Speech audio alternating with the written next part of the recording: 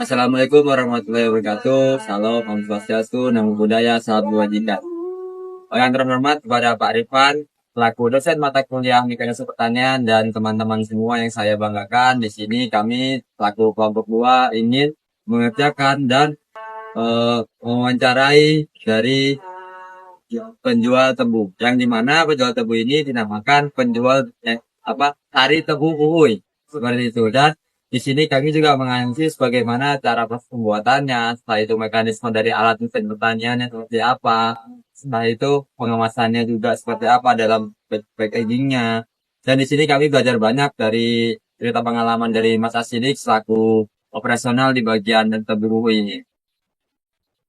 Baik, sekiranya itu saja pengalaman dari kelompok 2. Alangkah baiknya kita harus bersemangat. Semangat! Perkenalkan, saya Kasih Nyelita Pradini dengan NIM 133230024.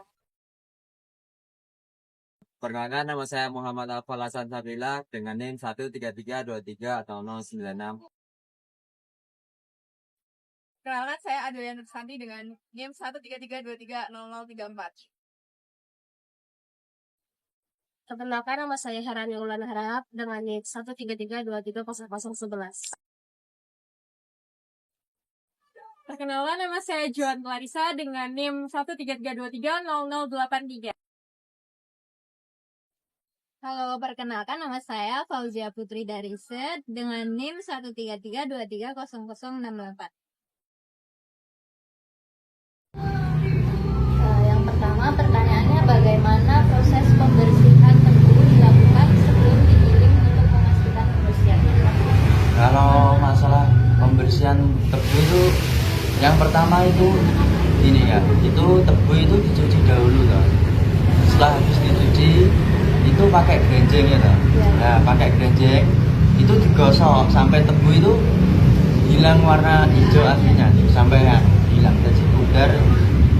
Habis itu dicuci lagi. Nah, setelah dicuci lagi nanti baru ditaruh ke tempat, nanti ditata. Tuh kalau tentang persoalan proses pembersihan. Oke, selanjutnya untuk metode penggilingan tebu ini apa yang paling umum digunakan untuk penjual di pinggir jalan? Bagaimana cara menjaga kebersihan mesin giling? Kalau tentang menjaga kebersihan mesin giling itu kan, setiap habis jualan pas tutupan itu pakai spon. Nah, pakai spon itu digosok pakai spon basah. Lah yang lainnya kayak kayak saringan, terus yang buat ngekap itu, nah itu juga dilap, tapi pakai lap biasa yang enggak basah, soalnya buat hilangin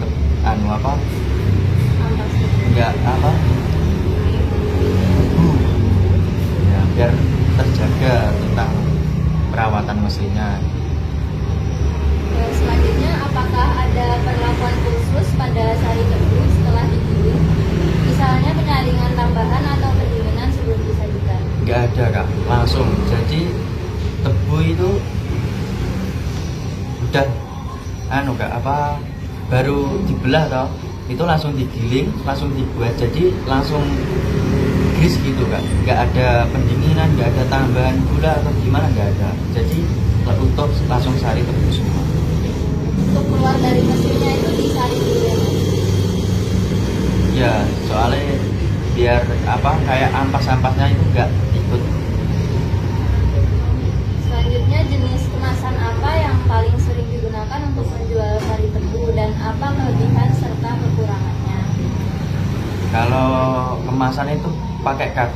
Kalau kelebihan utamanya itu pakai kap itu dibawa kemana-mana itu enak gitu. Terus mudah, lebih simpel untuk jualan. Kalau pakai gelas kan bisanya kan cuma di tempat toh, nggak bisa dibawa pulang. Kalau kekurangan itu terkadang itu kapnya itu bocor ya toh, karena kepanasan saat nyikat. Kalau nggak gitu cepet apa itu namanya itu ngabar lah kayak gitu, cepet lelet es batunya, cuma berjarak 10 menit lah paling mentok. Selanjutnya, bagaimana penjual memastikan kebersihan wadah atau gelas yang digunakan untuk menyajikan sari tebu kepada pembeli? Kalau masalah kebersihan itu jelas nggak udah bersih ya, soalnya gimana ya, seorang penjualan atau seorang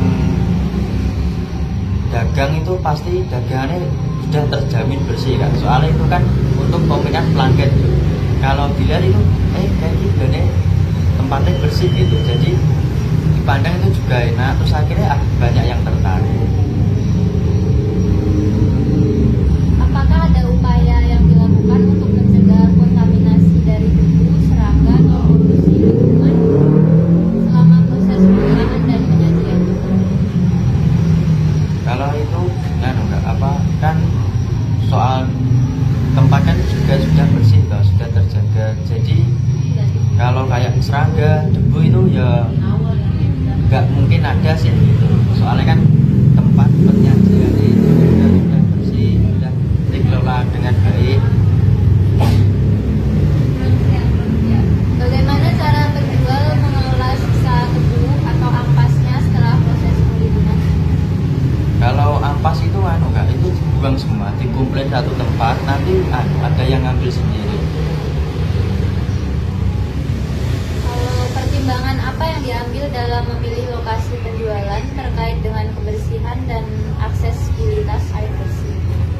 Kalau di sini itu air sudah tersedia kan, terus di sini kan juga kan juga punya dagangan yang namanya pecel lele. Jadi ini es tebu ini di sampingnya, soalnya kan banyak yang peminat kalau naruhnya di sini itu ada es tebu, akhirnya ada orang yang coba-coba, akhirnya kan ada yang beli. Jadi pelengkap ya Mas? Jadi pelengkap kan. Kalau di sini pecel lele itu kan tersedia cuma es teh, es jeruk, es lemon tea, sama teh hangat, jeruk hangat, air hangat. Apa ada yang dipertanyakan lagi? Yang terakhir ini, bagaimana penjual mengedukasi diri mereka sendiri atau karyawannya tentang praktik higienis yang baik dalam pengolahan makanan? Kalau itu gimana ya?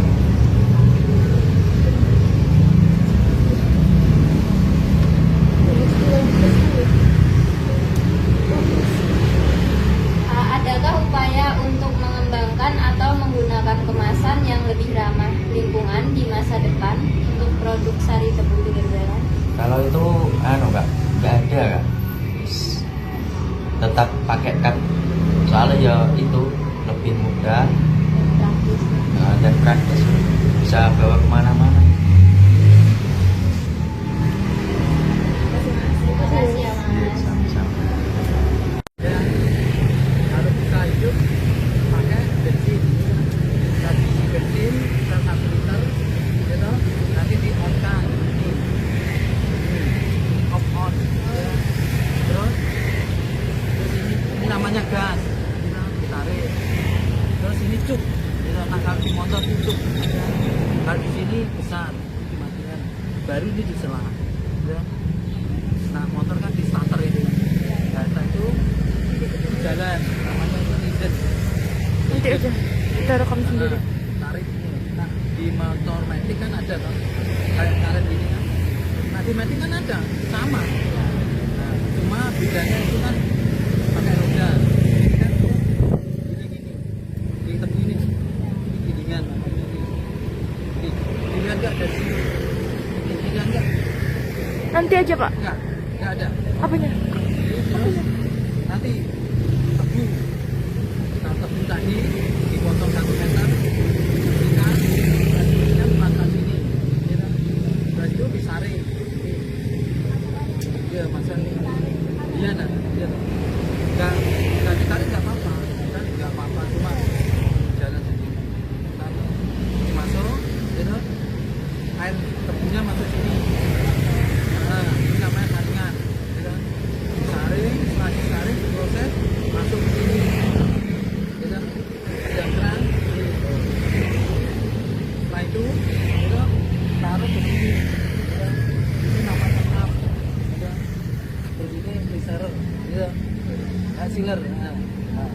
itu